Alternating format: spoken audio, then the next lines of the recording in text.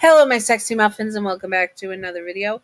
In this video, we are going to be doing a Patreon video. I know I didn't get out as much as I wanted this month. My mom is literally not doing well. I'm sorry. Anyway, so in this video, we are going to be doing a Patreon request, which is listener, or which is you being the object of the attraction of an interest of the SCP Meg Steiner, the Four Horsemen of the Apocalypse.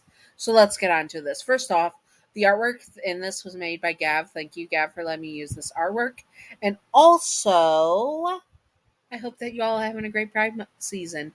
Pride season. Anyways, let's do this. Disclaimer: the Four Horsemen of the Apocalypse of the SCP 1295 are not Yandere canon. This is just for fun and not to be taken seriously at all. Simping for fictional characters and Yanderes is fine. Just do not be illegal or gross about it. You know who you are, you dirty flaky biscuits. Yanderes are not ideal partners to have in real life. Also, remember to separate fiction from reality and canon from canon. Thank you. Now let's do this. You were getting ready for the day as usual. You worked at a diner, but really your job was to work as a researcher at the SCP Foundation. Working at the SCP Foundation was a really rewarding but also draining job.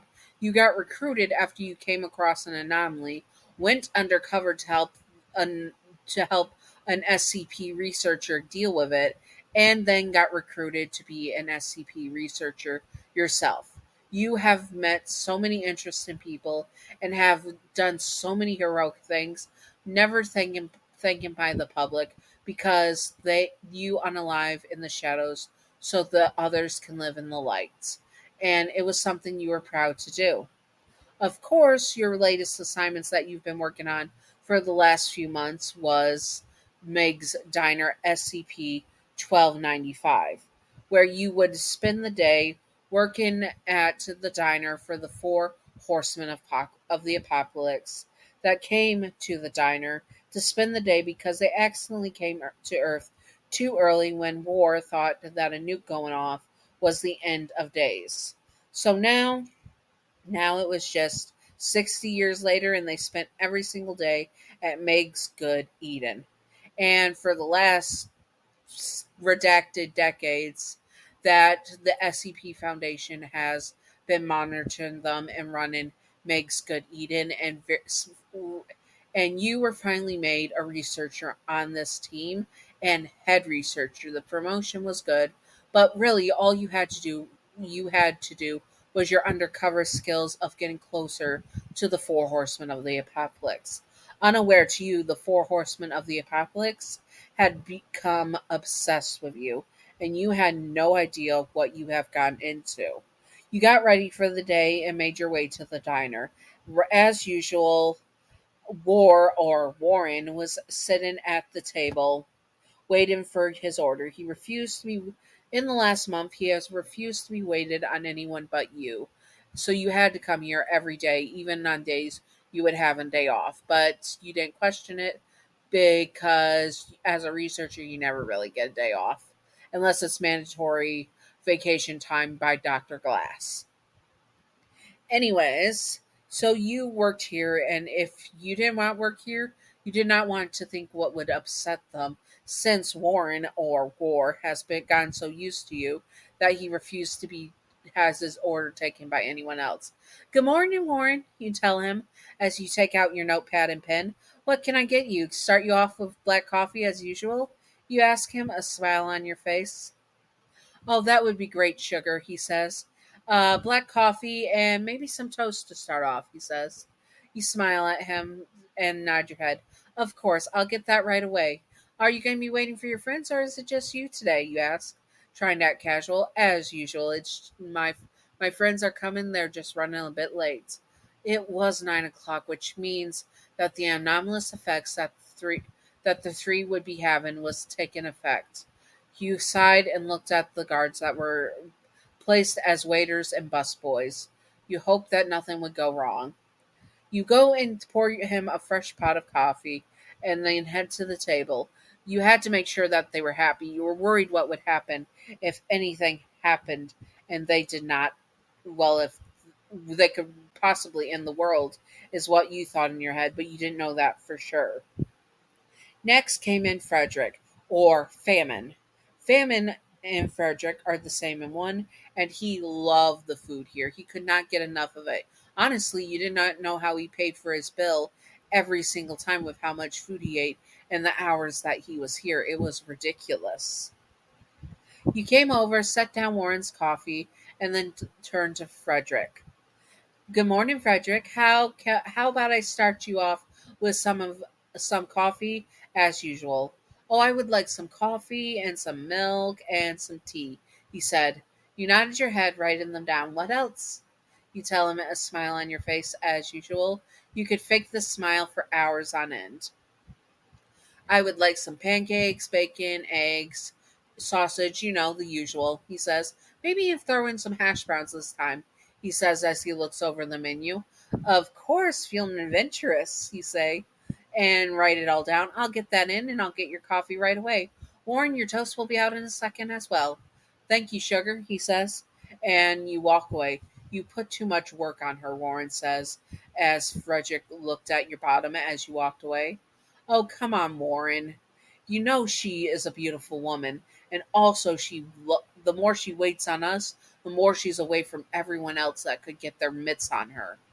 Which was true. They were obsessed with you and were only willing to share with each other. So anytime you would talk to another regular patron of the thing, because you got regular patrons as well, it ended up with them getting jealous and trying to get your attention, either spilling something or dropping something or asking for more food. They kept you busy so that you would have your attention on them as much as possible. You came back with the toast and coffee and drinks, setting them down with ease. You were a waitress in high school, so it gave you a little bit of experience with teetering a large order on the trays that you get. Here you go, and your food is being worked on, Frederick. And oh, there you are. It was Pestilence or Pat. Pat was, well, he was a really, really intense man, to be honest. You did not mind though, because he was always sweet to you. You had to remember that he was an anomaly and that you had to keep an arm's distance with all of them. But Pestilence wasn't so bad in your book. Hey, Pat, you say, and hand him a menu. What can I start you off with? I'll have a coffee with some creamer, he says. Of course, you write it down. I'll be right back and I'll check in on your food. Tell Frederick and walk away. Man, is it me or she's gotten more beautiful? Patrick says. She has, they both agreed, and they all nodded. Jeff was the latest one that was taking his time, and it worried you to no end. Death was the most scary one to you. Just the idea of embodiment of an end of the world scenario with death scared the heck out of you. Even though you have faced so many anomalous things, that was the most scary that you have ever been. You come back with another thing of coffee, top off uh, Warren's coffee, and set down his toast as well as the food for Frederick. Frederick digs in right away, and you end up setting down Patrick's coffee when you felt it. The cold chill you always felt when Death or Dwight comes into a room. You turn around and see Dwight. He smiles at you and walks over. Good morning, he says, and leans down, kissing your cheek. You freeze. This is the closest that they ever been to you, and you don't even remember how to breathe. You take a step back and smile, fixed on your face as usual. Oh, you're so sweet, you tell him, and wave your hand. I'll get you some coffee. 2 sugars? He likes sweet things, which was odd, but you did not mind because you did not want to get caught by your supervisors. You could feel the bus boys, aka the guards' eyes on you. You had just been kissed by an anomaly, even if it was a kiss on the cheek, and they're not aware that you're a researcher. That was crossing a line, and you did not know if you were going to get in trouble. You went back, your face a bit pink, as you were embarrassed as you see the cooks and such watching you like a hawk. they had clearly made a mark on you, and you did not know if Dwight did it on purpose or he.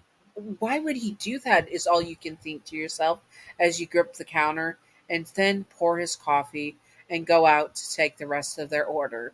Their breakfast was going to start, and then soon lunch will come, and it will be like it as always until they have dinner and then they leave. Maybe, though, with Dwight kissing your cheek, you would be able to get closer to the Four Horsemen and figure out where they are when they're not at the diner and possibly stop them once and for all. Roar! Anyways, I am sorry. I had to edit this, so this is the retake of the outro because I forgot I have a membership. Thank you to my new member for the YouTube channel membership. I appreciate you. I am sorry I forgot to do it in the last video. I am so freaking sorry. It's been a lot. It's been a lot. And you're so brand new. I muscle memory. Literally, I'm so used to saying pumpkin toffee than Gav. It's ridiculous. Anyways. So I hope that you all enjoyed this video. Again, the artwork was done by Gav, who is a patron. Thank you, Gav. I appreciate you again.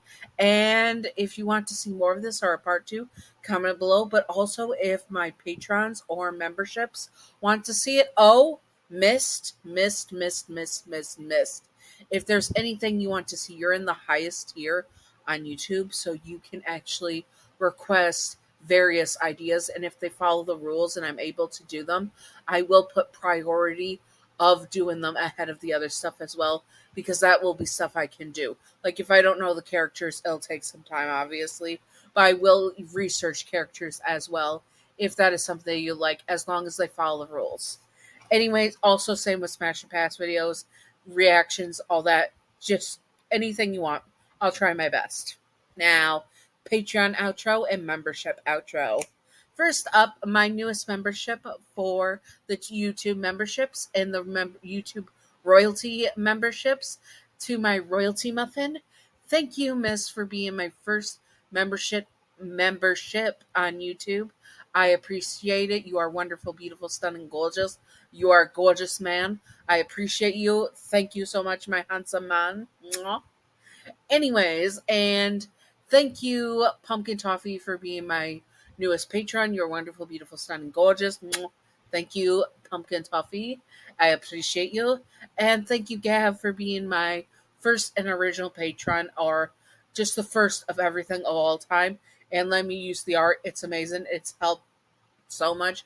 I will commission you when I can. It's been a lot. Like 2025 has been a biscuit of a year.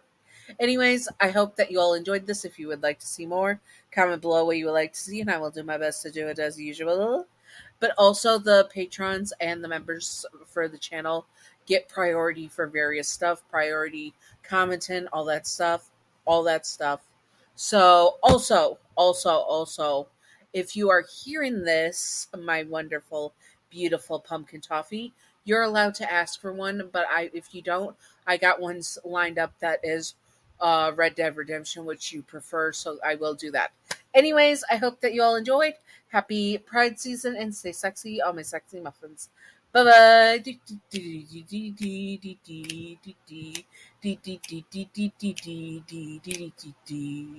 Secret outro time, secret outro time, secret outro time, secret outro, baseball bat.